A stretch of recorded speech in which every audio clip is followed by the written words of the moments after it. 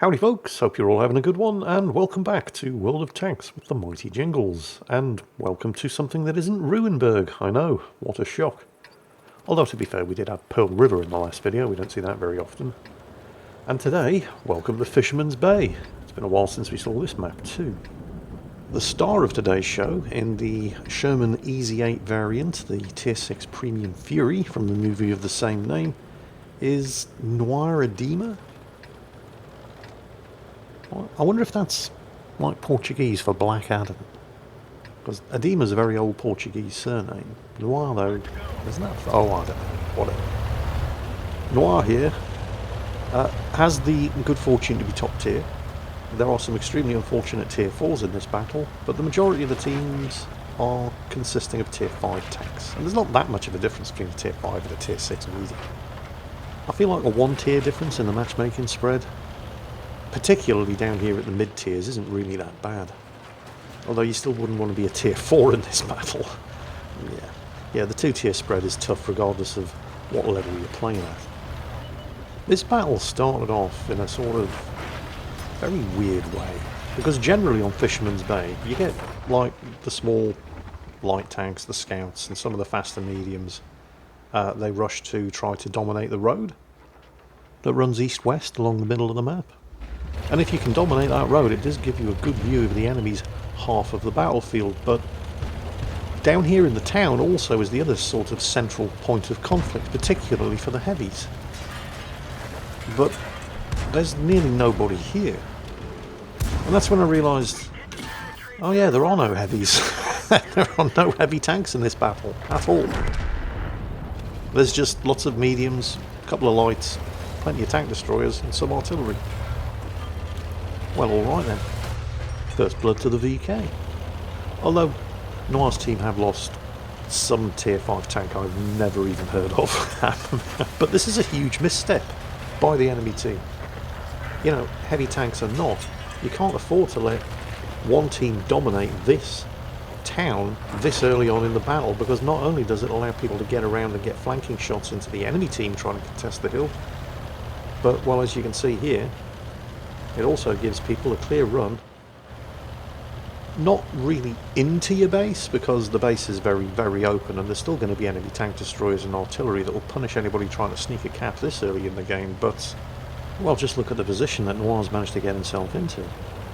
Any enemy tanks fallen back from the hill up there. Oh, he's been spotted. Fortunately, there is all kinds of concealment over here. And then you've got the cover provided by this rock too. Oh yeah, they know he's here. Oh, enemy headset spotted. May just be tier 4, but it's still a very potent little tank destroyer. Managed to score a hit.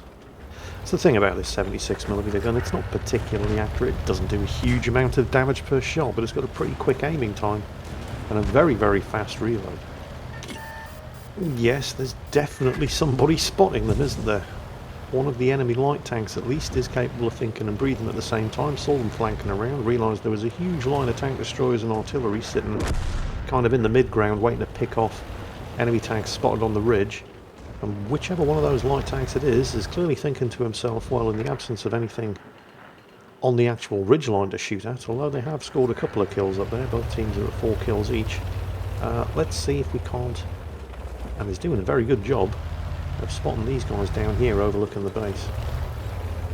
And clearly they've definitely got artillery's undivided attention, because you can say many things about artillery, but most of the time they at least know what's good for them. Oh, here we go. Enemy ELC. I mean, I suppose he could be the one doing the spotting, but he's a bit close to the central ridge to be doing that much effective spotting down here. But there's plenty of concealment down here for another. Possibly the Keyho. He hasn't been spotted yet. The little tier 4 making the most of what he's actually good at. Although you definitely want to kill the ELC. You don't want to let it get away. First shot took his tracks off. Second shot got the kill. Can they finish off the Hellcat? Come on, come on. Why? Yeah, they got him. Alright. Artillery pounding away at the tanks on this ridgeline because they know what's good for them. They're definitely still mostly being spotted by something. Noir moving up. Trying to maybe see the artillery, maybe see whoever's spotting for them. There he is. It is the Keyho. He knows he's been spotted. He's ducking back in behind the rocks. I don't think it was Noir who spotted him. He might have been spotted from the ridgeline. Either way, he has been spotted and ducked into cover like that. He's not doing any spotting in return.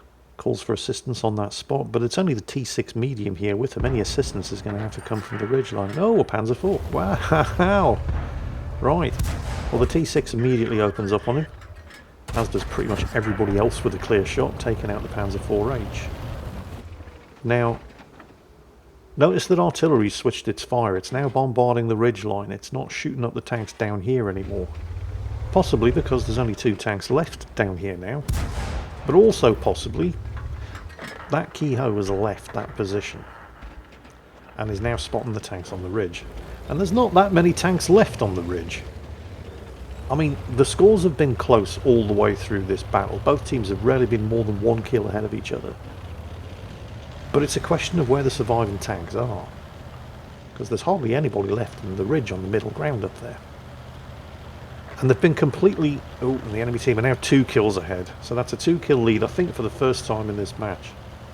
The problem with Noir's position down here in the T6 medium is that they were so completely and effectively cock-blocked by a combination of enemy tank destroyers, spotters and artillery that they weren't able to exploit that great opening position. The rest of Noir's team have basically gotten fought to a standstill in the middle of the map with just the Jackson surviving, which means that the enemy team, although it took them longer than it did for Noir's team, who managed to exploit this flanking opportunity right at the beginning of the battle, but they're now in a position to bum rush Noir's artillery. And with the current 2-kill advantage, there's nobody in a position, except for the Jackson, possibly, maybe, in the middle of the field, to cock-block them in the way that Noir and the T6 medium down there were cock-blocked by the enemy team. And the Jackson's just been killed, so the enemy team now have a 3-kill advantage. And, well, it looks like not all of the artillery in this battle, certainly not any of the friendly artillery, do actually know what's good for them, because they're just sitting there waiting to be killed. To be fair, the M41 has pulled back and is hiding in the bushes over there, but the fair, not so much. To be completely fair, that is a very, very slow artillery, and it does have fantastic view range, but well, the fantastic view range didn't do it any good, did it? And he really should have been getting out of there at least a minute ago. I mean, the M41's fast, and he's in a reasonable position. Has he been spotted? He's definitely been spotted, because he just fired and missed, which means he's probably going to die soon too.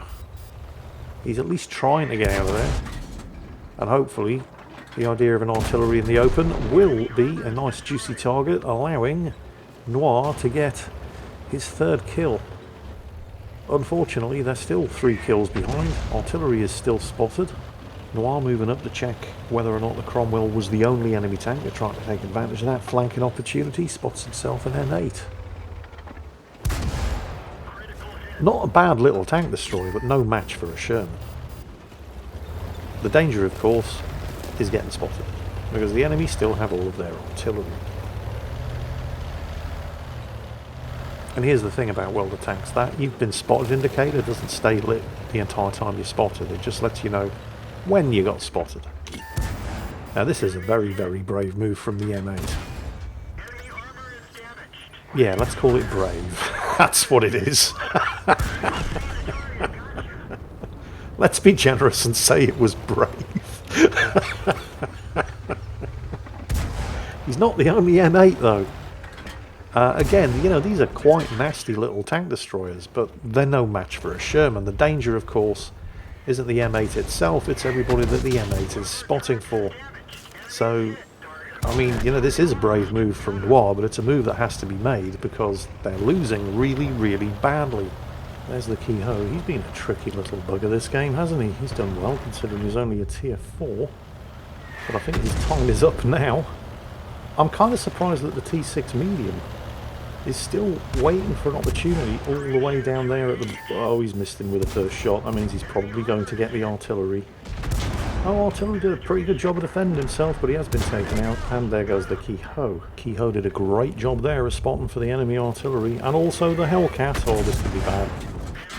Fortunately, while his gun doesn't do as much damage as the Hellcat's 90mm, it does fire faster, and he got the first shot off, so the Hellcat's been taken out. That just leaves the enemy artillery. And I'm really surprised to see that the T6 medium down there to the south is only now picking this moment to make his move, because, I mean, he was extremely proactive at the start of the battle. And looking at the amount of health left on the team and the amount of health that Noir has left, the T6 still has a couple of hundred hit points. Which, admittedly, is only like 2 shots from the Hetzer, but the Hetzer's long since been taken care of, and the T6 isn't even going for the cat circle. Which is kind of weird. And also suggests that it's going to be Noir, who, if he hasn't already, is going to be the one deciding the outcome of this battle. It looks like artillery was shooting from the middle of the map. Yep, sure enough, there's the Bishop. And there's the AMX. And the T6 isn't completely out of position, because he does have a shot at the AMX, although he misses. But this is going to be a tricky spot for Noir. He has to try to hit the AMX when it's on the move and it can't aim, but it's going to take more than one shot. And his third shot misses, and now the Bishop comes out. Puts a shot into the Bishop, but he's not waiting for him to recover. Kills the AMX while it's repositioning. The Bishop, with his tracks blown off, is a sitting duck. He can afford to take his time. And there's 9 kills. 9 kills and a victory for Noir Edema in the Tier 6 Premium US Army medium tank, the Fury, here on the Fisherman's Bay map. 1 kill short of a Pool's medal. If only he'd been the one to get the killing shot at the enemy Sherman right at the beginning of the battle. But, well, I mean, Ace Tanker, Radley Walters, High Caliber, Top Gun. There's another medal there. I'm not sure if that's the one for killing all of the enemy artillery or knocking out all of the enemy light tanks, because, well, I mean, he did both, so...